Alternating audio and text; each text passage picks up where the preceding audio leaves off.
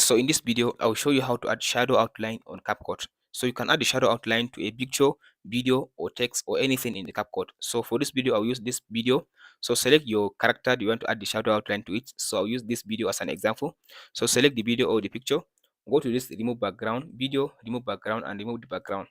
So after you remove the background, now click on this stroke. So after you check on the stroke, there is different pictures. So the first one is straight. So as you can see now, here is the first one. If you want, you can change the color. So the second one, you can choose this solid. After you choose this solid, scroll to down. If you scroll to down, you can click on this color. So change the color to the desired your color. So I'll use red color for this.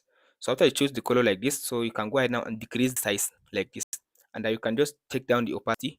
So by taking down the opacity, as you can see now, it gives you, as you can see now, like a shadow around your video or the picture or anything you want to add.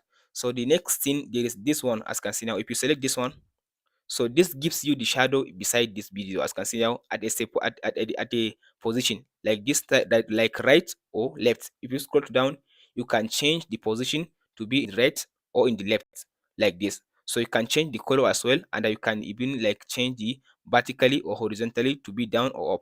So that's it, guys, on how to use this stroke in the CapCut. Hope this video helps. Be sure to like and subscribe.